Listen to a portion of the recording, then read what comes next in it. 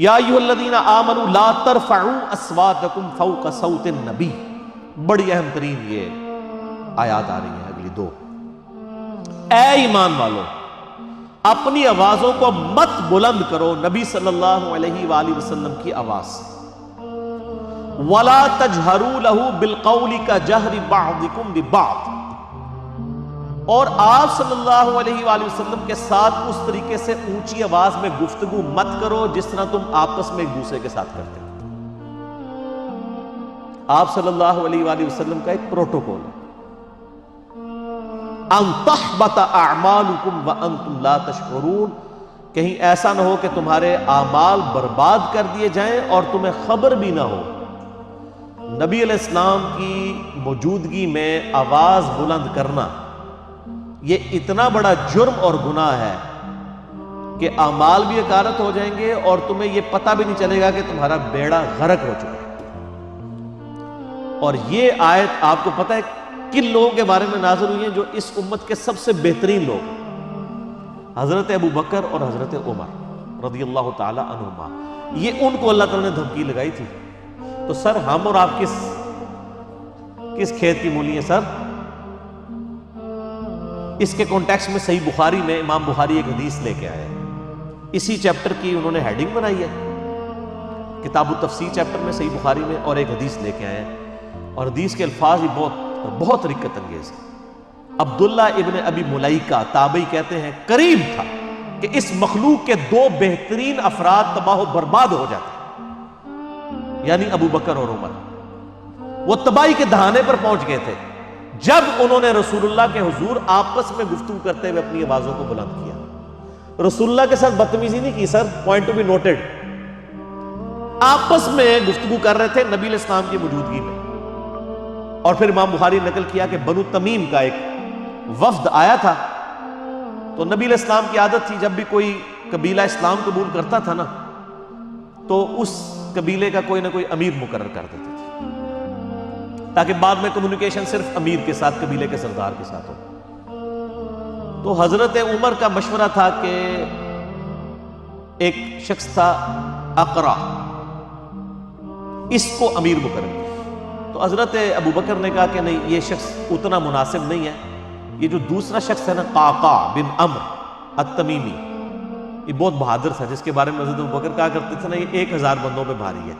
اسی کو خالد بن ولید کے ساتھ جنگ یرموک کے لیے بھیجا تھا، اور قادسیہ کے لیے بھی بعد میں، قعقاع بن عمرو التمیمی۔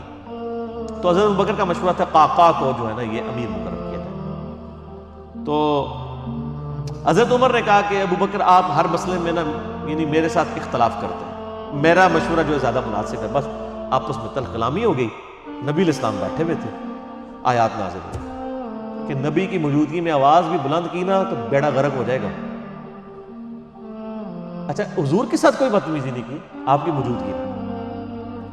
یہ آیات نازل ہوئی تو اس حدیث کے الفاظ ہیں کہ حضرت عبداللہ ابن زبیر کہتے ہیں یہ آیات جب نازل ہوئی تو حضرت ابو بکر، حضرت عمر جو ہے نا یہ تو نبی علیہ السلام کے سامنے اتنی پست آواز میں بولنا شروع کر دیا کہ آپ کو آواز سنائی بھی نہیں دیتی تھی، سرگوشی میں بات کرنی شروع کر دی۔ ڈر گئے، سارے ایمان والے ڈر جاتے ہیں نا، حضور کے ساتھ جب بات کرتے تھے تو سرگوشی میں، اور حضور صلی اللہ علیہ وسلم کہتے تھے اونچا بولو مجھے سمجھ نہیں آ رہی، یہ بخاری کے الفاظ ہیں، اتنا ڈر۔ تو اگر نبی علیہ السلام کی موجودگی میں آواز بلند کرنے سے ابو بکر اور عمر کے اعمال برباد ہو جائیں تو نبی علیہ السلام جس بات کا حکم فرما دیں اس حکم کی کوئی مخالفت کر دے، اس کا بیڑا غرق نہیں ہوگا۔ آج ہم کسی کو بتائیں کہ بخاری اور مسلم میں نماز کا طریقہ یہ لکھا ہے کہ نبی علیہ السلام رکوع میں جاتے وقت، رکوع سے اٹھتے وقت رفع الیدین کرتے تھے، اور تم بھی اسی طریقے کے اوپر نماز پڑھو، اور وہ کہ جی میرے بابا جی یہ کہتے ہیں، میرے عالم صاحب یہ کہتے ہیں، میرے ابا جی تہنج پڑھ دینے، تو اس کے اعمال بچ جائیں گے۔ اگر نبی علیہ السلام کی موجودگی میں آپس میں گفتگو میں آواز بلند کرنا تباہ و برباد کر دے گا اعمال کو، اور نبی علیہ السلام جس بات کا حکم دے رہے ہیں اس سے مخالفت کرنا اس سے 1 کروڑ گنا بڑا جرم ہے۔ ایک چیز آپ نے حکم فرما دی، اس سے مخالفت کرنا دین میں یعنی جتنی بھی چیزیں وہ اس سے بڑا جرم۔ اس کے اندر امپلائڈ ہے یہ چیز. یہ نہ سمجھے کہ یہ حضرت ابوبکر عمر کے لیے اور آج جناب ہماری تو خیر ہے جو مرضی کرتے رہے, ہم نے کون سا حضور کے پاس جا کے بیٹھنے کے ہماری آواز بلند ہوگی. اسی آیت کے تحت تمام محدثین اور مفسرین لکھتے آئے ہیں کہ نبی علیہ السلام کی وفات کے بعد بھی قبر رسول کے اوپر آواز بلند کرنا اسی طریقے سے گستاخی ہے جس طرح کہ اس زمانے میں نبی علیہ السلام کی موجودگی میں. حتیٰ کہ صحیح بخاری میں موجود ہے, حضرت عمر ایک دفعہ رضی اللہ تعالیٰ عنہ مسجد نبوی میں, یعنی آپ نے دو بندوں کی گفتگو اونچی آواز سے سنی, آپ نے بلایا کدھر کے رہنے والے ہو, کہنے لگے ہم طائف سے ہیں. ان کا اگر تم مدینے کے ہوتے نا تو تمہاری کٹ لگاتا میں ادھر کہ تم رسول اللہ کی مسجد میں اپنی آواز کو بلند کر رہے. یعنی اتنا احترام کروایا جاتا تھا, کیونکہ نبی علیہ السلام کی قبر مبارک بھی بالکل مسجد کے ساتھ ایڈجسٹنٹ حجرہ عائشہ سلام اللہ علیہ. اسی لیے تمام مفسرین ایون ابن کثیر کو اٹھا کے دیکھیں, اسی آیت کے تحت انہوں نے لکھا ہے کہ یہ نہ سمجھے کوئی کہ نبی علیہ السلام جب تک دنیا میں موجود ہے, نہیں, آج بھی قبر رسول پہ کوئی شخص اپنی آواز بلند نہیں کر سکتا. اور آپ کو حیران کن بات بتاؤں, یہ سورۃ الحجرات کی آیات روضہ شریف کے اوپر آج بھی لکھی ہوئی ہیں. سر یہی دو آیات, آیت نمبر 2 اور 3, یہ لکھی ہوئی ہیں روضہ شریف کے اوپر, ایگزیکٹ جالیوں کے اوپر. جب حضرت ابوبکر عمر نے نبی علیہ السلام کے بارے میں اتنی احتیاط شروع کر دی نا, تو پھر اگلی آیات بھی نازل ہو گئی. ان الذین یغضون اصواتهم عند رسول اللہ, بے شک وہ لوگ جو اپنی آوازوں کو دھیما رکھتے ہیں رسول اللہ کی بارگاہ میں. اولئک الذین امتحن اللہ قلوبهم للتقوی, یہی وہ لوگ ہیں جن کے دلوں کو اللہ نے پرہیزگاری کے لیے چن لیا. یعنی پرہیزگاری کا کرائٹیریا ہے تعظیم رسول صلی اللہ علیہ وآلہ وسلم. جو جتنا آپ صلی اللہ علیہ وآلہ وسلم کی عزت اور توقیر کرنے والا ہے وہ اتنا ہی متقی اور پرہیزگار ہے. اگر حضرت ابوبکر اور عمر رضی اللہ تعالی عنہما کی تقوی کا ٹیسٹ رسول اللہ کا ادب ہے, تو سر پھر ہم لوگ پھر کس کھاتے میں ہیں؟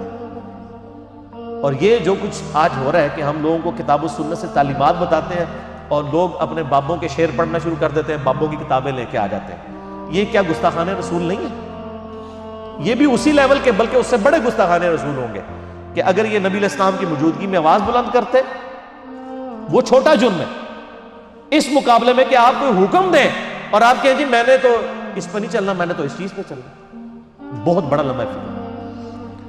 اسی کے تحت بخاری میں ایک اور حدیث ہے, ایک صحابی کی نیچرلی آواز اونچی تھی. جب یہ آیات نازل ہوئی نا, انہوں نے مسجد میں آنے چھوڑ دیا, سر گھر بیٹھ گئے. نبی علیہ السلام نے پوچھا 3-4 دن ہوئے وہ بندہ نظر نہیں آ رہا, پتہ کرو بیمار ہے کیا ہے. پتہ کرنے گئے تو انہوں نے کہا جی میرے قرآن میں تو آیات نازل ہو گئی کہ جس کی آواز بھی بلند ہوئی تو مارا گیا, تو میری تو آواز ویسے ہی اونچی ہے, تو میں تو پھر وہاں پہ گیا تو میرا تو بیڑا غرق ہو جائے. اور وہ یہ سمجھ رہے کہ میرے بارے میں نازل ہوئی, انہوں نے خود ہی ایزیوم کر لیا. نبی علیہ السلام نے پھر پیغام بھجوایا کہ وہ مومن ہے, اس کی آواز نیچرل اونچی ہے, اس کو تیرے بارے میں مسئلہ کوئی نہیں ہے. یعنی ان کی نیچرل آواز تھی تو ان کو بینیفٹ آف ڈاؤٹ دیا گیا کہ یہ اونچا بولتے ہیں, وہ اولیٰ باپ ہے. یہ ان لوگوں کے بارے میں, یعنی کہ آپ اسلام کی موجودگی میں جو جان بوجھ کے کوئی جھگڑا کر کے آواز بلند کرے, اس طرح کی صورت ہے. ویسے اگر کوئی بولنے میں ویسے جس کی آواز بلند ہے تو اس کو بینیفٹ آف ڈاؤٹ دیا ہے, یعنی یہی دین فطرت ہے. تو بار صحابہ کرام کو آپ دیکھ لیں, اللہ فرماتا ہے ان کے دلوں کو ہم نے تقوی کے لیے چن لیا ہے. جو رسول اللہ کے حضور اپنی آوازوں کو پست کرتے ہیں, لہم مغفرۃ و اجر عظیم, ان کے لیے مغفرت بھی ہے اور بہت بڑا اجر ہے. جو نبی علیہ السلام کا ادب کرنے والے لوگ ہیں, آپ علیہ السلام کی بارگاہ میں مؤدب بن کے بیٹھتے ہیں. رسول اللہ علیہ وسلم کا ادب آج بھی اسی طریقے سے. قبر رسول کے سامنے یہ آیات اوپر لکھی ہوئی ہیں روضہ شریف کے اوپر, اور وہاں پر بھی یعنی آپس میں تو گفتگو کرنی نہیں چاہیے کسی کو, اشاروں کے ساتھ گفتگو. اور آپ دیکھیں وہاں پہ جو لوگ, یعنی انہوں نے لوگ کھڑے کیے ہوتے ہیں نا, یعنی وہاں پہ شرطے عرب حکومت کی طرف سے, تو وہ باقاعدہ یعنی لوگوں کو اشارے سے سمجھا رہے ہوتے ہیں, وہ اپنی آواز نہیں وہاں پہ نکالتے ہیں. اور ہمارے ماشاءاللہ پاکستانی اسلام عرض کرنے کے لیے جاتے ہیں نا, تو پھر جالیوں کے سامنے کھڑے ہی ہو جاتے ہیں. وہ یہ بھول جاتے ہیں کہ پیچھے ہزاروں لوگ ہیں جو باب السلام سے داخل ہو کے باب البقیع سے انہوں نے باہر نکلنا ہے. یعنی ایک طرف سے لوگ داخل ہوتے ہیں اور پھر روضہ شریف پہ حاضری دے کے دوسرے دروازے سے باہر نکلنا ہے. اگر بیچ میں لوگ کھڑے ہو جائیں تو پچھلے والوں نے حاضری کیسے دینی ہے؟ تو چند لمحات کے لیے آپ کھڑے ہوں, صلاۃ والسلام عرض کریں. وہ 4 کتابوں میں صحیح سند کے ساتھ آیا, المصنف ابن ابی شیبہ میں اور الموطا امام مالک میں، سنن کبریٰ البیہقی میں، اور فضل الصلاۃ علی النبی میں، اور مصنف ابن ابی شیبہ کا نمبر بھی مجھے یاد ہے 11793 کہ عبداللہ بن عمر جب بھی قبر رسول پہ حاضر ہوتے، جب کبھی بھی سفر کا ارادہ کرتے یا واپس آتے تو پہلے مسجد نبی میں 2 نفل پڑھتے، پھر روضہ شریف پہ آ کے عرض کرتے السلام علیکہ یا رسول اللہ، پھر السلام علیکہ یا ابا بکر، یعنی ساتھ ابو بکر کی قبر کے اوپر رضی اللہ تعالیٰ عنہ، اور پھر سیدنا عمر کی قبر کے اوپر السلام علیکہ یا عمر، اور بعض روایتوں میں آتا ہے السلام علیکہ یا ابتا، میرے باپ آپ پر سلام۔ اور ابو داؤد میں حدیث ہے کہ میری قبر پہ میلہ نہ لگا لینا، دنیا کے کسی بھی حصے میں درود پڑھو گے اللہ تعالیٰ تمہارا درود میرے تک پہنچا دے گا۔ تو درود پڑھنے کے لیے بھی وہاں پہ میلہ نہیں لگایا جا سکتا۔ وہ لوگ پورا جناب وہ صلاۃ والسلام شروع ہوتے ہیں، پھر وہ آدھا گھنٹہ کھڑے رہتے ہیں، پھر سیلفیاں بنا رہے ہوتے ہیں، پھر ویڈیو ریکارڈ کر رہے ہوتے ہیں اور سمجھ رہے ہوتے ہیں کہ نیکی کا کام کر رہے ہیں۔ نبی علیہ السلام فرمایا کہ درود و سلام کے لیے بھی میری قبر پہ میلہ نہیں لگانا، یعنی سب سے بہترین کام روضہ شریف پہ کیا ہو سکتا ہے؟ صلاۃ والسلام عرض کرنا۔ درود شریف صحیح مسلم میں حدیث ہے، جو ایک دفعہ درود شریف پڑھے اللہ تعالیٰ اس پہ 10 رحمتیں نازل فرمائے گا۔ سنن نسائی میں موجود ہے 10 رحمتیں بھی نازل فرمائے گا، 10 گناہ بھی معاف کر دے گا، 10 درجات بھی بلند کر دے گا۔ لیکن فرمایا میری قبر پہ میلہ نہیں لگانا درود کے لیے، سلام عرض کریں، دوسرے باہر نکل جائیں، باہر بیٹھ کے درود شریف پڑھیں، دنیا کے کسی حصے میں پڑھیں گے سلام پہنچ جائے گا۔ سنن نسائی میں حدیث ہے کہ کچھ فرشتے ہیں جو زمین میں سیاحت کرتے ہیں اور میرے امتیوں کا سلام میرے تک پہنچاتے رہتے ہیں۔ بخاری مسلم میں حدیث ہے جو آپ نماز میں پڑھتے ہیں السلام علیکم ایھا النبی ورحمۃ اللہ وبرکاتہ، السلام علینا وعلی عباد اللہ الصالحین، تو اللہ تعالیٰ زمین و اسمان میں ہر بندے تک جس جس پہ آپ سلام پڑھ رہے ہیں سلام پہنچ جائے گا۔ السلام علینا وعلی عباد اللہ الصالحین، عباد اللہ الصالحین میں تمام انبیاء، تمام فرشتے، تمام صحابہ اور صحیح العقیدہ جو اولیاء اللہ گزرے ہیں وہ سارے کے سارے شامل ہیں، اللہ تعالیٰ سلام پہنچا۔ بہرحال یہ ایک ڈیٹیل طرف ٹاپک ہے میرا درود شریف پہ مسئلہ نمبر 56 آپ ڈیٹیل کے ساتھ 2 گھنٹے کا دیکھ لیں، اس میں میں نے کئی ایک احکامات اور بھی بتائے۔